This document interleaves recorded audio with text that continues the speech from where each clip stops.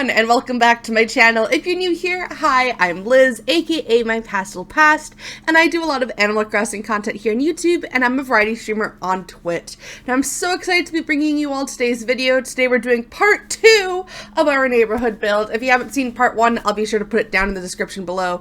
But this is probably the most intense build I've ever done for me personally, so I'm super excited to share it all with you. That being said, let's hop right into today's video.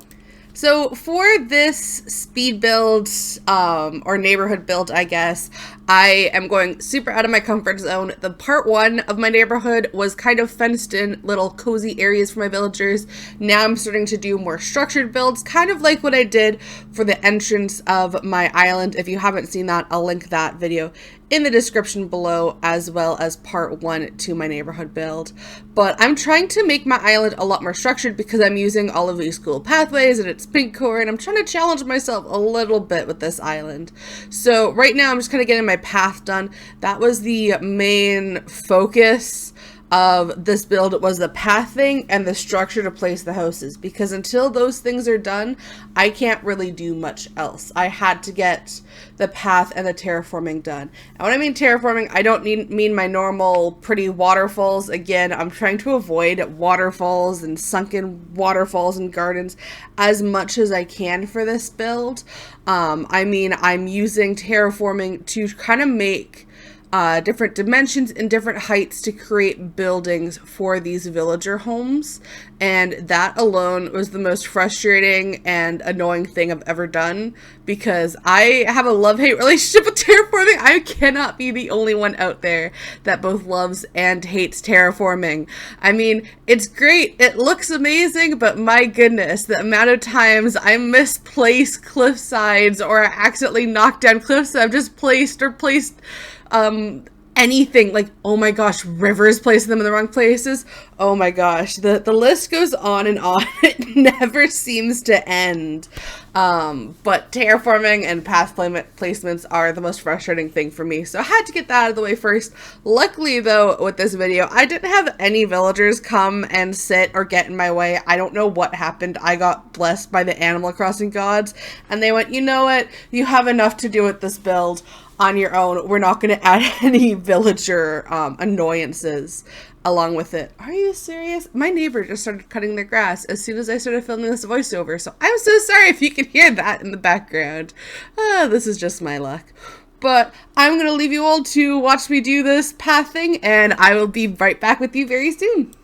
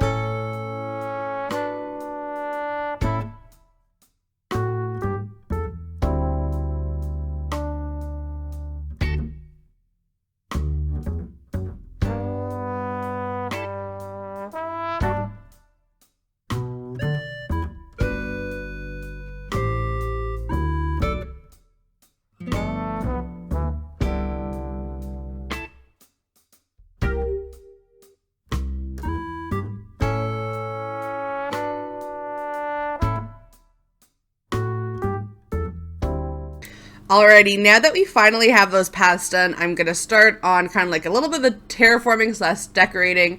I'm using these medieval buildings to kind of get the side of my building area done. I remembered my mistake from last time I did one of these builds on my entrance, and I made sure to have those buildings already set in place so I don't need to destroy and then replace. And then I had to run back to my original build of my entrance island the last time I did one of these kind of builds, just so I can see how much space I left and to recognize my mistake. So the very first time I did a structured neighborhood kind of like this, I don't know what to call it a neighborhood. It's literally just 2 villager houses. I didn't measure out the space in between the houses properly. I thought 6 grid spaces would be enough. But because of how the houses are, you have like 2 and then 1 on the other side. So like 2 grid spaces and then 1 grid space the other side. From the way the houses are sized and from the door placements of them, it made it uneven at the top, so it wasn't very nice to look at. It just, you could tell something was wrong just by looking at it, but you couldn't really tell what until someone pointed it out to you, and it was because it was asymmetrical. I think that's the proper word for it. I'm going to be very embarrassed if it's not. So for this build in particular, I made sure to leave 1 extra space. So I put 7 grid spaces in between my homes just so it would be a little bit more even. Granted, I didn't do as busy of a second floor as I did for my entrance homes. For this one, it was more of just like getting buildings and structure in some dimension. I'll probably be adding to the back end of this build when I work on the very last build, which will be in Neighborhood Part 3.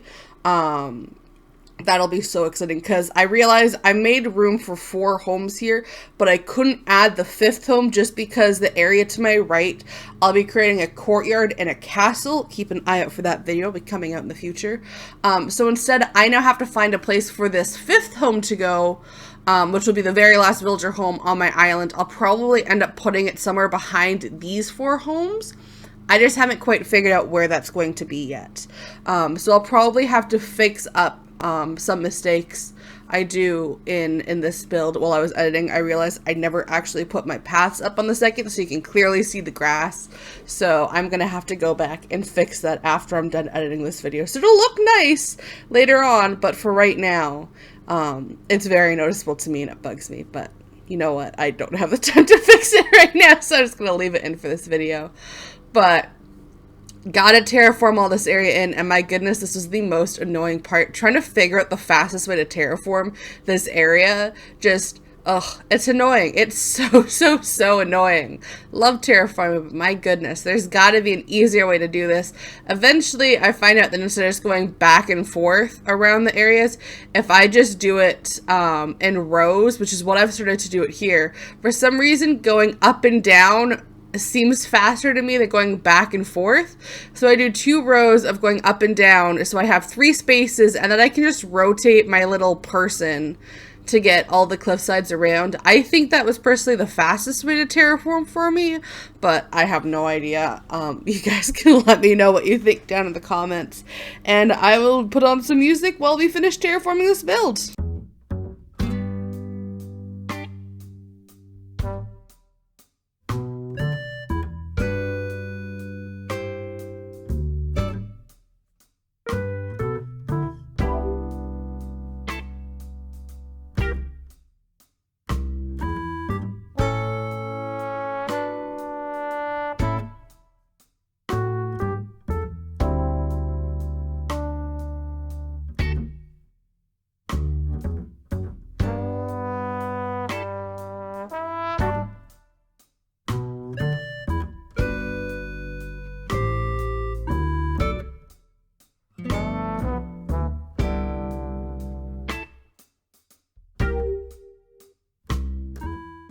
Now that all of that annoying terraforming is done, I can finish up on some of my paths.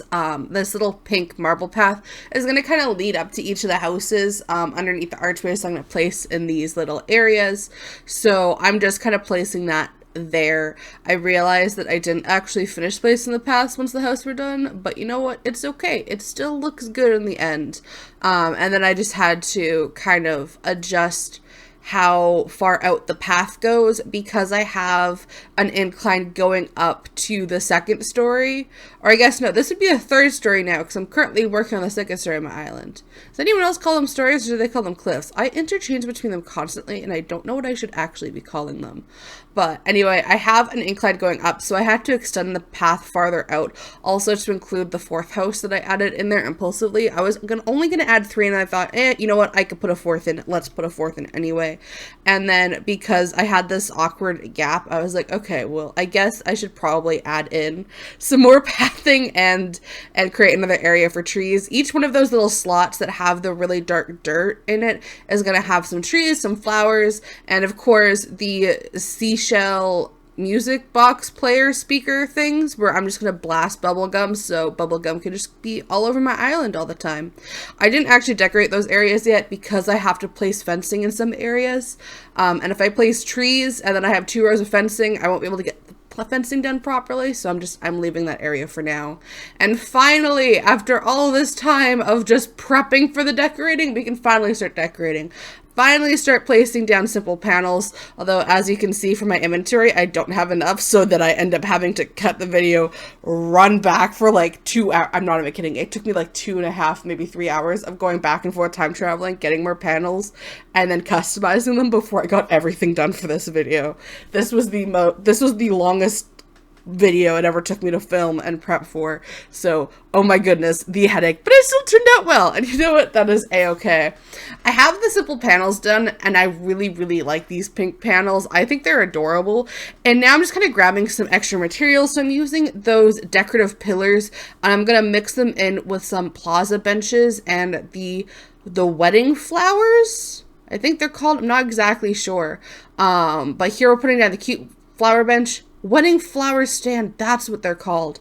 I've been obsessed with those. I don't know why. I really like them on this island in particular, so I'm just kind of prepping and getting everything sorted down, just so that while you're running by this building area, you have a place to sit. I always like to think that when you're going down a sidewalk or stuff, there's always benches and places to sit and relax, although I don't know why I place all these items down for my villagers. We all know that they're not going to use them. I could have a bench or a table and a chair sitting right there, and instead of actually using them, they're just going to sit down on the path in front of it just to annoy me. Like, does anyone else's villagers do that, or just mine? But now that I finally have more of those simple panels down, I can finish decorating the front with the pillars and the chairs. I also put in some castle gates, kind of like what I did with the entrance island. I'm putting down the gate and then the wedding arch. I really wish that these castle gates were a brighter pink. I don't know why it bothers me so much. It just does. The fact that there's such like a light peachy pink, it just annoys me. I can't be the only one. I want it to be like this bright pink, and it's not bright pink. Just bugs me. And then I get to fiddle now with these storefronts, and this first one gave me so much trouble trying to be like, I just want you to sit here, and it didn't want to, so had to place everything else around it so it would just sit where I wanted it to. But I'm using the storefronts as kind of like blockers so that it hides the houses more, which is kind of what I did for the entrance build as well. I really like the storefronts. I don't use them nearly enough, and I really should because they're kind of cute. And then of course it wouldn't be a proper build if I didn't use wood partitions, so gotta use those. And I just kind of do the same repeating pattern over each area. I put a storefront in each one of those like hangover areas. I'm not really sure what to call it, an overhanging cliff right in front of the villager homes. And then I placed 2 wood partitions in front of that just to kind of cover it up even more. And then I have to go back and get a few more materials. I end up using the castle towers, which I really like. I don't use those items nearly enough. And then I also use the round topiaries. Topiaries, I think that's how I pronounce it. And here I'm making another mistake. I don't notice it at first, but one of my topiaries isn't the right color, so I actually have to go back and change it at the end. Don't worry, I promise I actually do change it. I don't know if it's going to bug anyone else the way it bugged me, but it does fix itself in the end. But I'm using it kind of just as a little bit of a dimension, something to sit up there. I wasn't sure if I wanted to add in fencing right at the front there. I decided against it because I thought that it wouldn't really be all that visible, especially since I have panels right in front of the cliffs. I figured that they would just kind of hide the fencing a little bit more. So instead I went for some greenery, adding the topiaries in, but also giving it another dimensional aspect so things kind of look nicer, I guess. It's really bugging me that I can see the grass here. This is what I mean when I said at the beginning of the video where I forgot to put on pathing on my second story cliffside. This is what I mean. I didn't put in pathing so you can see the green grass, and it's supposed to be nice and pink, so I have to go in and fix this later. And see, I promised, I told you I would fix it, and I did it. But I ran again out of simple panels, so once again I had to go to the next stop and get more of them, but it's okay. I got more simple panels. I was able to customize more of them and then add in the castle towers. I really like the castle towers. I think if I was to add anything else, I would probably want to add like a fourth floor, but we can't place anything on the fourth cliff side, and I don't know if the glitch still works, so please let me know down in the comments if the fourth story glitch still works for me to get things up there and then start decorating on a fourth cliff, because I would love to be able to do that. I just don't know if it'll actually work or not, so we'll have to see. But if not, I might place some trees up there, but again, that'll be in the part 3? What number is this? I think it's part 2, so part 3 of my neighborhood build. But this is what it looks like in the end. I like how everything looks. It sort of looks like a building to me. Again, I haven't done very much of these, so let me know down in the comments what you all think of it. I really hope you enjoyed this video. If you liked it, don't forget to hit that likes button and subscribe for more future content. And I shall see you all in the next video. Bye!